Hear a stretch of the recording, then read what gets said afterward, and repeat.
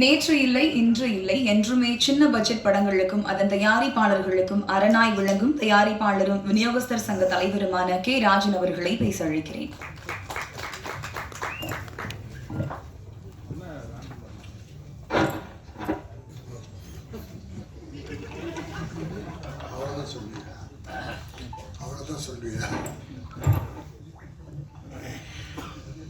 அன்பிற்கும் மரியாதைக்கும் உரிய எங்கள் அன்பிற்குரிய இயக்குனர், நடிகர், தயாரிப்பாளர், மிகச்சிறந்த திரைக்கதை வசனகர்த்தா, இந்தியாவிலேயே மிகப்பெரிய புகழ்பெற்ற கதாசிரியர், அருமை சகோதரர் கே பாக்யராஜ் அவர்களே, மற்றும் எஸ்ஆர் ஃபிலிம் ஃபேக்டரி மகிழ்ச்சியோடு நம்பிக்கையோடு தயாரித்திருக்கிற இமெயில் படத்தை வாழ்த்த வந்திருக்கிற வாழ்த்திய அன்பு சகோதரர்களே, லொல்லு வழக்கமாக லொல்லு பண்ணுறோம். இன்றைக்கி ரொம்ப அழகாக பேசிட்டு போய் லொல்லு இல்லாமல் உட்காந்துட்டார். தம்பி அசோக் கதாநாயகனாக நடிச்சிருக்காரு, சிறப்பாக நடிச்சிருக்காரு. எஸ்ஆர் ஃபிலிம்ஸ் ஃபேக்டரியுடைய உரிமையாளரும் கதை, திரைக்கதை, வசனம், தயாரிப்பு, இயக்கம் போன்ற எல்லா அமைப்புகளும் ஏற்று மன துணிச்சலோடு இந்த படத்தை மிக அற்புதமாக இயக்கியிருக்கிறார். ஐயா பாக்யராஜ் அவர்களும் நானும் நிறைய படத்திற்கு வாழ்த்துவதற்காக அழைப்பார்கள். அப்படித்தான் அருமை தம்பி சக்தி சரவணன் இங்கே அழைத்தார். நான் எல்லா படம் போல தான் இருக்கோம். எல்லாரும் பல நல்ல படங்கள் வந்திருக்கு, பண்ணியிருக்காங்க. ஒரு சில படங்கள் ஒரு மாதிரி இருக்கும். சரி, நம்ம எல்லாத்தையும் ஒரே லெவல் பார்க்க முடியாது. ஆனால் இந்த படத்தை நான் சுமாராக நினச்சி தான் வந்தேன். ஆனால் ரொம்ப அற்புதமாக, இது ஒரு சின்ன படம்னு சொல்லவே முடியாது. சின்ன படமே இல்லை, நல்ல படம். செலவுகள் பண்ணியிருக்காங்க, ரிச்சாக பண்ணியிருக்காங்க. ஒரு மசாலா படம் குஜாலா இருக்குது. மசாலா தான் அது தேவை அதுக்குன்னு ஒரு ஆடியன்ஸ் இருக்காங்க. அது குஜால், அதையும் சேர்த்துருக்காரு. ஃபைட் பியூட்டிஃபுல், அருமை. ஒரு லேடியை வச்சு பண்ணியிருக்காரு. அந்த லேடி எங்கே ஓடி போச்சா? ஹீரோயினியா? இனி வரவே கூடாது, தமிழ் சினிமா பக்கம் வரவே கூடாது. யார் ஒருவரை மரியாதை கொடுத்து படத்தில் போட்டு நடிக்க வைக்கிறீங்களோ அவங்க ப்ரொடியூசருக்கு மரியாதை கொடுத்து அந்த ப்ரொமோஷனுக்கு வரணும். அந்த ப்ரொமோஷனுக்கு வர்றதே அவங்க ப்ரொமோஷன் தான். அதுவும் நாங்கள் படம் எடுக்கிற காலத்திலேருந்து செலவு பண்ணி எல்லா தேவைகளையும் அளவுக்கு அதிகமாக பண்ணி அவங்களை ப்ரொமோட் பண்ணுறோம். நடிக்கிறாங்க, நம்ம இல்லைன்னு சொல்லலை. நடிக்க தெரியாதவங்களுக்கு இயக்குனர் கற்றுக் கொடுக்குறார். குழந்தை கற்றுக் கொடுக்குற மாதிரி, ஒரு களிமண்ணை பொம்மை பிடிக்கிற மாதிரி இயக்குனர்கள் பல நடிகர்கள் உருவாக்குறாங்க. உருவாக்கி வந்த பிறகு படம் வெற்றி பெற்ற யார்கிட்ட போகிறாங்க? ஹீரோ ஹீரோயின்கிட்ட. இதோ மரியாதை கொடுத்து தம்பி அசோக் வந்து உட்கார்ந்துட்டுருக்கான். வராமல் இருந்திருக்கலாம். ஆனால் இன்றைக்கி ப்ரொடியூசருக்கும் தனக்கும் நாம் நடிச்சிருக்கோம், வரணும், கலந்துக்கணும். நம்ம ஹீரோயினுக்கு சிலர் மரியாதை கொடுக்குறாங்க. நம்ம எல்லாரையும் குறை சொல்லலை. ஆனால் மரியாதை கொடுக்காது. ஒருவேளை அவங்க வெளியூர் ஷூட்டிங்கில் இருக்கலாம். சிலர் அப்படி அவங்கக்கிட்ட தேதி கேட்காம நம்ம ஒரு தேதியை வச்சுட்டு அந்த நாளில் வாங்கினா வெளியூர் ஷூட்டிங் தான் வர முடியாது. அவங்கள நம்ம மன்னிச்சிடலாம். ஆனால் படத்தில் நடிச்சுட்டு நல்லா வீட்டில் கஞ்சியோ கூழோ, இங்கே வந்தால் ஹார்லிக்ஸு போன்விட்டான்னு குடித்து உடம்ப கொஞ்சம் ஏற்றிக்கின்னு அடுத்த படத்துக்கு தயாராகிட்டு ப்ரமோஷனுக்கு வரலன்னா மிகப்பெரிய கஷ்டம். அது எவ்வளோ பெரிய நடிகராக இருந்தாலும் சரி இருந்தால். ஆனால் நம்ம அவங்கள கேட்டு வைக்கணும். நம்ம இஷ்டத்துக்கு வச்சுட்டு அவங்க வரலன்னா வருத்தப்படக்கூடாது, அவங்க மேலே குறை சொல்லக்கூடாது. நாம் அப்படிப்பட்ட ஆள் இல்லை. தவறு செய்கிறவங்க தான் கண்டிக்கிறோம். நல்லது செய்கிறவங்களாம் பாராட்டுறோம். தம்பியை ஒன்று சொன்னாங்க, படையெடுத்து முடித்த பிறகு எல்லாரும் தனியாக விட்டு போயிட்டாங்க, இதான் சினிமா. அதுக்காக எல்லாரும் இல்லை, சில உயர் நண்பர்கள் இருக்காங்க, சில டெக்னீஷியன்ஸ், சில ஆர்டிஸ்ட், அந்த தயாரிப்பாளர் கூடவே கடைசி வரைக்கும் சிலர் தான், ஒரு 20% தான், 80% இருக்க மாட்டாங்க. உதாரணமாக ஒரு தாசில்தார் உங்களுக்கு ஒரு ஊரில் நீர்நிலை எப்படி இருக்குது, கிணறு இருக்குது, தண்ணி இருக்கா, பயிர் எப்படி இருக்குது, ஒரு கணக்கு கவர்மெண்ட்டு கொடுக்குறதுக்காக வர்றாரு. வந்து ஊரெல்லாம் பார்க்குறாரு, வளங்கள்லாம் குறிச்சிக்கிறாரு. கடைசியில் இந்த கிணத்தை எட்டி பார்த்து தண்ணி இருக்கான்னு பார்க்குறாரு.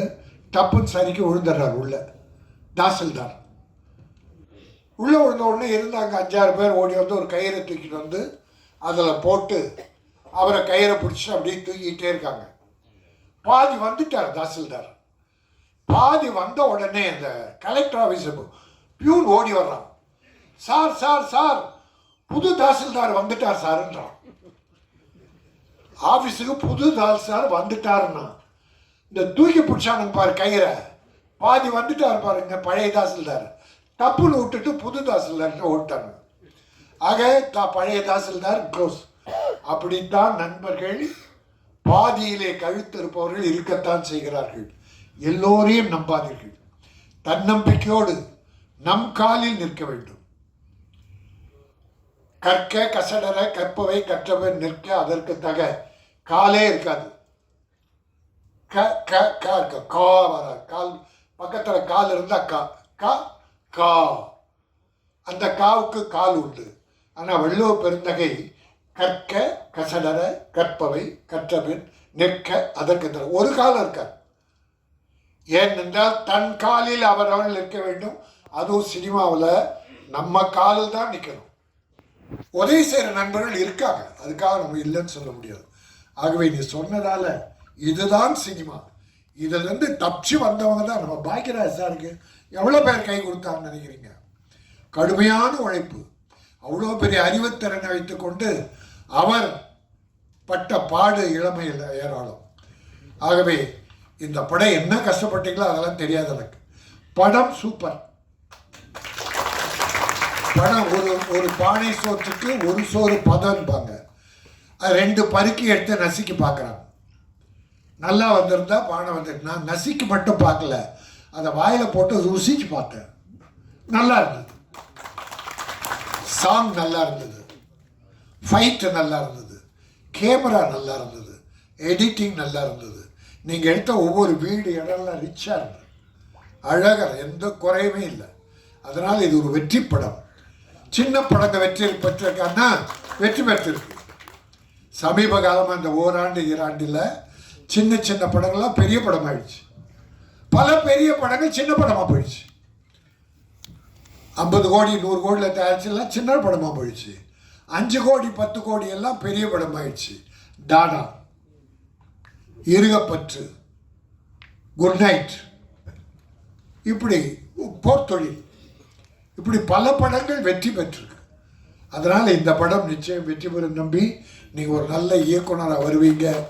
என்னுடைய வாழ்த்துக்களை சொல்கிறதோட நான் முக்கியமான கடமை தமிழ் திரை உலகின் சார்பில் எங்கள் பாக்யராஜ் அவர்கள் உள்பட நல்ல காரியம் எதுவானாலும் நாங்கள் வரவேற்போம். யார் செய்தாலும் வரவேற்போம். இன்றைக்கு நம்முடைய தமிழக அரசு மாண்புமிகு தமிழக முதல்வர் அவர்கள் முந்தா நாள் ரேஸ் கோர்ஸ் மைதானத்தில் தமிழ் திரைப்பட தயாரிப்பாளர் சங்கம், இயக்குநர்கள் சங்கம், நடிகர்கள் சங்கம் உள்ளிட்ட அத்தனை சங்கங்களும் தமிழ் திரையுலகமே சேர்ந்து முத்தமிழறிஞர் டாக்டர் கலைஞர் அவர்கள் தமிழ் திரையுலகுக்கு செய்த பல நல்ல காரியங்களுக்காகவும் அவருடைய 100ஆண்டு விழாவினை அங்கே மிகச்சிறப்பாக எல்லாரும் சேர்ந்து யாரும் மாறுபாடு இல்லாமல் கொண்டாடணும். அதற்கு மாண்புக்கு தமிழக முதல்வர் அவர்கள் தலைமையேற்று வந்திருந்தாங்க. அவர் 2.5 வருஷம் ஆச்சு முதலமைச்சராகி. தமிழ் சினிமா நிகழ்ச்சிகள் எதிலுமே கலந்துக்கல. ஆனால் முதல் நிகழ்ச்சியாக முந்தாள் கலந்துக்கிட்டு ஒரு அற்புதமான செய்தியை, தமிழ் திரையுலகுக்கு தேவையான செய்தியை, இதுவரை அது இல்லாமல் நம் சிறுபட தயாரிப்பாளர்கள் எல்லோரும் பட்ட கஷ்டம் ஏராளம். ஒரு வீடு போய் ஷூட் பண்ணனா 15,000, 50,000, 100,000, 1,00,000 கேட்குறான் சார் ஒரு நாள் ஷூட்டிங்க்கு. தெருவில் ஷூட் பண்ணலான்னு பெர்மிஷன் வாங்கி பண்ணால் போலீஸ் லஞ்சம் கேட்குறான் சார். தலைமைச் செயலகத்தில் பர்மிஷன் வாங்கி ஊட்டியில் போனால் அங்கே இருக்கிற அதிகாரிகள் போலீஸ் லஞ்சம் கேட்குறான்.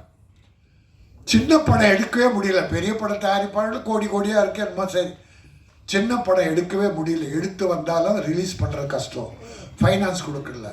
ஆனால் மாண்புமிகு தமிழக முதல்வர் அவர்கள் மிக அற்புதமான ஒரு திட்டத்தினை அறிவித்து ஒரு பால் சினிமா உலகம் எல்லாத்திலே எல்லோர் வயிற்றிலும் பால் ஊற்றியிருக்கிறார்கள். பூந்தமல்லியில் 140 ஏக்கரில் 500 கோடி ரூபாய் செலவு திட்டத்தில் ஒரு அற்புதமான ஃபிலிம் சிட்டி ஒன்றை உருவாக்குவதற்கு அறிவிப்பை வெளியிட்டிருக்கிறார்கள். இது அவர் மைண்டில் பல காலமாக இருந்திருக்கு. நான் போன வருஷம் அவரை வெயிட் பண்ணும்போது நான் ஒரு பெட்டிஷன் கொடுத்தேன்.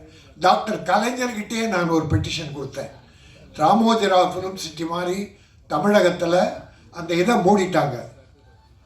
நம்ம தரமணி அந்த ஃபிலிம் சிட்டியை மூடிட்டதால் நான் அப்போ தான் ஒரு லெட்டர் கொடுத்து, இல்லை இங்கே தமிழ்நாட்டுக்கு வேணும், சிறுபட தயாரிப்பாளர்கள் பாண்டிச்சேரிக்கு போகிறாங்க, பெரிய படங்கள்லாம் ஹைதராபாத் போகிறாங்க, இல்லை பாம்பேயில் ஷூட் பண்ணுறாங்க. பல பெரிய படங்கள், பெரிய ஹீரோக்கள் படங்கள்லாம் பாம்பேயில் ஷூட் பண்ணாங்க. பொன்னியின் செல்வன் போல விஜய் படம் வாரிசு, அப்புறம் அஜித் படம் எல்லாம் ஹைதராபாத். அப்போனா இங்கே இருக்க தொழிலாளி கதி என்ன? இங்கே தமிழ் பணம் பூரா அங்கே போனால் தமிழ்நாட்டின் வரவு என்ன, வருவாய் என்ன? அந்த வருத்தத்தில் நான் ஒரு லெட்டர் கொடுத்தேன். அது பல பேர் எல்லாருமே ஒரு வேண்டுகோளாக வச்சாங்க. அதை விட உதயநிதி ஸ்டாலின், அமைச்சர் உதயநிதி ஸ்டாலின் ரொம்ப காலமாக இருந்தது. நான் அவரோடு பேசியிருக்கேன். நம்முடைய முதலமைச்சருக்கும் அந்த எண்ணம் இருந்திருக்கு. அதையெல்லாம் ஒன்று சேர்த்து ஒரு அற்புதமான திட்டமாக தயாரித்து முந்தா நாள் அறிவிச்சிருக்கார். இப்போது சார் பாக்யராஜ் சார் தெரியும், ஒரு பங்களாவில் ஷூட் பண்ணால் ஒரு நாளைக்கு 1 லட்சம் வாடகை. அதுவும் டைம் சொல்கிறான், காலைல 7லேருந்து நைட்டு 9 வரைக்கும் தான் 1 லட்சம். அதுக்கு மேலே போனால் வாடகை தனி. ஒரு சின்ன படம் எடுக்கலான்னு ஒரு குடிசை வீட்டுக்கு போனால் அவன் 10,000 கேட்குறான். இப்படி செலவினங்கள் ஏராளமாக போயிடும். ஆகவே தமிழக முதல்வர் அவர்கள் இப்பொழுது அறிவித்திருக்கிற இந்த அற்புதமான திட்டத்தை தமிழ் திரைப்பட தயாரிப்பாளர்கள் அத்தனை பேரும் வரவேற்கிறோம். சிறு முதலீட்டு பட தயாரிப்பாளர்கள் மனமாற வரவேற்கிறோம். மிகப்பெரிய செலவு 40% குறையும். படம் தயாரிக்கிறதுல இப்போ தயாரிக்கிறதுல 40% குறையும். அப்புறம் ஈஸியாக பூந்தமல்லி போயிட்டு அழகாக எடுத்துகிட்டு வந்துடலாம். அது மட்டும் இல்லை, உங்களுக்கு நான் தமிழக முதல்வரை அவங்க திட்டம் போடுறாங்க, அதுக்கு ஒரு குழு அமைச்சிருக்காங்க. நான் என் சார்பில் வேண்டிக் கொள்வது, நீங்கள் அறிவிச்சிட்டீங்க, அந்த இடத்துல முதல்ல சிறுபட தயாரிப்பாளர்களுக்கு தேவையான படமெடுப்புக்கு தேவையான வீடு, கோயில், panchayat, police station, hospital, court, கிராமப்புறம், நகரப்புறம், இதை முதல்ல வடிவமைச்சு செய்ய ஆரம்பிச்சுட்டு ஒரு 6 மாதத்தில் 1 வருஷத்தில் பண்ணால் நம்ம சிறுபட தயாரிப்பாளர் அத்தனை பேரும் பெரும் பலன் அடைவார்கள். பெரிய படங்களுக்கு செட்டுக்கிட்டெல்லாம் அப்புறம் போடுங்க, அவங்க எப்போ ஒன்றா எடுத்துக்குவாங்க, அதுவும் ரெடி ஆகும். ஆக அந்த 140 ஏக்கரில் 500 கோடியில் ஒரு திரைப்பட நகர் உருவாகும் என்று மாண்புமிகு தமிழக முதல்வர்கள் அறிவித்தது தமிழ் திரையுலகத்தையே இன்பத்தில் மகிழ்ச்சியில் ஆழ்த்தியிருக்கிறது. நான் ஒரு வேண்டுகோளை கூட வச்சுருக்கேன். தமிழ் சினிமாவுக்கு கலைஞர் எல்லா முதலமைச்சரும் நல்லா பண்ணியிருக்காங்க, நம்ம யாரையும் குறை சொல்ல. ஆனால் எல்லாரை விட டாக்டர் கலைஞர் மிக அதிகமாக பண்ணியிருக்கார். முதல்ல 3 லட்ச ரூபா மானியம் அறிவித்ததே கலைஞர் தான். அதுக்கு பிறகு அந்த அம்மா 5 லட்சம், பிறகு இவர் 7 லட்சம் ஆக்கினார். ஆக்கி எல்லா பெரிய படங்களுக்கெல்லாம் கொடுத்தார். அதை ஒரு 8 வருஷம் கொடுக்காம விட்டாங்க. இப்போ இந்த முதல்வர் மானியத்தை கொடுக்குறாரு, அறிவிச்சு படமெல்லாம் பார்த்துக்கிட்டு இருக்காங்க. ஆக டாக்டர் கலைஞர் வழியில் நமது முதலமைச்சர் மு.க. ஸ்டாலின் அவர்கள் தமிழ் திரையுலகை காப்பாற்ற இருக்கிறார்கள். சென்ற 5 ஆண்டுகள் அல்லது 10 ஆண்டுகளாகவே தமிழ் சினிமாவுக்கு சிறு முதலீட்டு பட தயாரிப்பாளர்களுக்கு பெரிய சோதனைகள், வேதனைகள், நட்டங்கள், கஷ்டங்கள். ஆனால் இந்த திரைப்பட நகர் உருவாகிவிட்டால் நிச்சயமாக ஒரு 40% சிரமம் குறையும், செலவு குறையும். அப்படிப்பட்ட திரைப்பட நகருக்கு டாக்டர் கலைஞர் திரைப்பட நகர் என்று பெயர் வைக்க வேண்டும் என்று நான் பணிவோடு முதல்வரை வேண்டி கேட்டுக்கொள்கிறேன். இந்த படம் இமெயில் நான் ஒரு போராட்டமே நடத்தினேன். ஆன்லைன் எத்தனை குடும்பங்கள் அழிந்து விட்டது, எத்தனை அடிக்ட் ஆயிடுறாங்க. ராத்திரி பகல் மாணவர்கள், எத்தனை மாணவர்கள் இழந்தோம். ஆக அதை தமிழக அரசு ஒரு தீர்மானம் சட்டமன்றத்தில் ஆன்லைன் தடை சட்டம் கொண்டு வந்து ஆளுநருக்கு அனுப்பினா அது அவர் சரியான கவனத்தை செலுத்தாமல் பண்ணி அப்புறம் அது கோர்ட்லேயும் அது தோல்வி அடைஞ்சிச்சு. ஆனால் உயிர் இழக்கிற, பொருள் நஷ்டப்படுகிற, குடும்பத்தை கெடுக்கிற ஆன்லைன் டிக்கெட்டுக்கு என்ன சட்டம், தடை சட்டம்? உயிரை விட என்ன இருக்குது? ஆகவே அப்படிப்பட்ட விஞ்ஞான வளர்ச்சி வேண்டும். ஆனால் அந்த விஞ்ஞான வளர்ச்சி உயிர் பறிப்பதாக, குடும்பங்களை அழிப்பதாக இருக்கக்கூடாது என்பதான் வேண்டுகோள். இந்த இமெயில் படத்தின் மூலமாக ஒரு கிரைம், ஒரு த்ரில்லர், பல குடும்பங்களை கெட்டு போகிற விஷயங்களை சொல்லி அப்படி வேண்டாம், நல்வழிப்படுத்துகிற ஒரு படமாக அமைந்திருக்கும் என சொல்லி இயக்குனர் தயாரிப்பாளர் SR ராஜன் அவர்களை இந்த கே ராஜன் வாழ்த்துகிறேன். வாழ்க வெல்க. நன்றி, வணக்கம். தொழிலதிபர் உதயராஜ் அவர்களை ஒரு சில வார்த்தைகள் பேசுமாறு அழைக்கிறேன். மேடையில் அமர்ந்திருக்கும் பெரியோர்களுக்கு எனது முதற்கண் வணக்கத்தை தெரிவித்துக் கொள்கிறேன். டைம் இல்லாமல் இருக்கு. ஆக்சுவலாக சான்ஸ்கிரிட்டில் ஒரு ஸ்லோகம் உண்டு, ஆகாசேத் பதிதம் தோயம் யதா யதா கச்சதி சாகரம். அதோட மீனிங் என்னன்னு பார்த்தீங்கன்னா, ஆகாயத்திலேருந்து விழக்கூடிய மழைநீர் அனைத்துமே கடைசியில் கடலில் போய் சேர்ற மாதிரி இந்த படத்தோட வெற்றி எல்லாருமே என்னோட தம்பி SR ராஜனுக்கு தான் போய் சேரும். ஏன்னா அவரோட முயற்சி வந்து எனக்கு நல்லா தெரியும். ஓகே, நான் வெற்றி விழாவில் நிறையா பேசுகிறேன். நன்றி.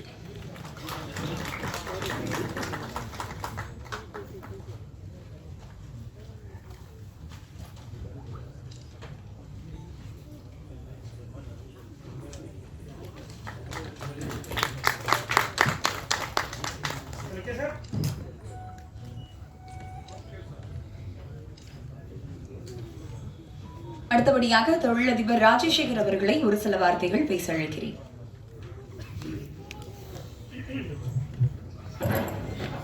எல்லோருக்கும் வணக்கம். பத்திரிகையாளர்களுக்கும் ஊடகத்துறைக்கும் என்னுடைய வணக்கங்கள்.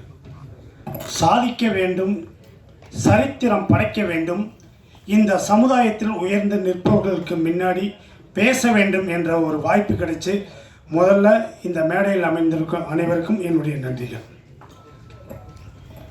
இந்த படத்தை பற்றி ஒவ்வொருத்தரும் இமெயில் அப்படிங்கிறது ஏதோ ஒரு சப்ஜெக்ட் சொல்ல வராங்க, சமுதாயத்துக்கு ஏதாவது ஒன்று சொல்லணும்னு நினைக்கிறாங்க. அதை சரியான முறையில் சொல்லியிருப்பாங்க. இங்கே பேசுகிறவங்கள வச்சு தெரியுது. நிச்சயமாக இது மக்களுக்கு சரியான முறையில் போய் சேருங்கிற நம்பிக்கையை இந்த மேடையில் ஏற்படுத்தியிருக்காங்க. நிச்சயமாக இந்த படம் வெற்றி அடைய எங்கள் சார்பில் ஒரு சாதாரண மனிதனாக சொல்கிறேன், நிச்சயமாக இது சாதிக்கும்.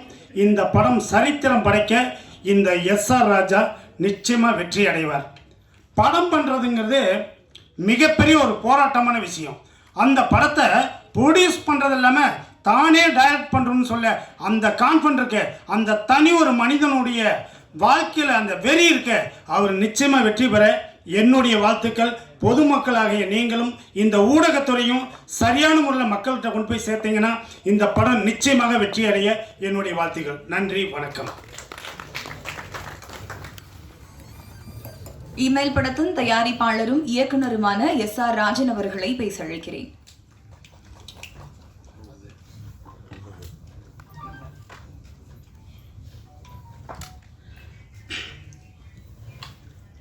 இமெயில் படத்தின் அழைப்பை ஏற்று வருகை தந்திருக்கும் சிறப்பு விருந்தினருக்கும் மீடியா, ப்ரெஸ் மீடியா அவர்களுக்கு எல்லாருக்கும் என் மனமார்ந்த நன்றியை தெரிவித்துக் கொள்கிறேன். எனது இதுதான் முதல் மேடை, first time.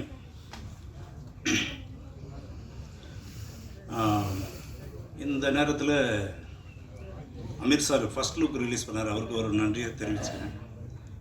Vijay Sethupathi sir டீசரை ரிலீஸ் பண்ணதுக்கு அவருக்கும் நன்றியை தெரிவிச்சுக்கிறேன். இமெயில் படம் வந்து ஒரு சஸ்பென்ஸ் த்ரில்லர் படம். இதில் ஆக்ஷன், காமெடி, சென்டிமெண்ட் எல்லாமே இருக்குது. இந்த படத்தில் 2 சாங்கு, 3 ஃபைட்டு வச்சுருக்கேன். இது மொத்தம் வந்து 5 ஸ்டேட்டில் ஷூட் பண்ணியிருக்கேன். பாம்பே, கோவா, கர்நாடகா, தமிழ்நாடு, பாண்டிச்சேரி. இந்த படத்துக்கு மியூசிக் போட்டிருக்க சாங் மியூசிக் வந்து அவினாஷ் கவாஸ்கர். பேக்ரவுண்ட் மியூசிக் வந்து ஜூபின். 30 படத்துக்கு மேலே பண்ண என் அருமை நண்பர் செல்வம் டிஓபியாக பண்ணியிருக்காரு, ஒளிப்பதிவாளர். எடிட்டர் ராஜேஷ்குமார், அவர் சொல்லவே தேவையில்லை. தங்க மகன், வேலை இல்லாத பட்டதாரி, கந்தசாமி, நிறைய படங்களை, வெற்றி படங்களை வந்து எடிட்டராக பண்ணியிருக்காரு. அவருடைய முழு எனக்கு சப்போர்ட் இருந்தது. அதேமாரி செல்வம் சாரும் சரி, ஃபுல் சப்போர்ட் பண்ணி எனக்கு இந்த படத்தை கொண்டு வந்திருக்காங்க. இது எல்லாமே எஃபெக்ட் ஆண்டி. படத்துடைய முதுகெலும்பு மியூசிக் அண்ட் எஃபெக்ட்டு. ராண்டி என்ன நல்லா பண்ணியிருப்பார். இதோடைய பிரம்மாண்டாக பண்ணாத என்னுடைய ஃப்ரெண்டு கிருஷ்ணமூர்த்தி. படத்தை பாருங்கள். படத்தை பார்த்தீங்கன்னா உங்களுக்கு தெரியும். இது வந்து ஒரு ஆன்லைனுடைய ஸ்கேம் கதை.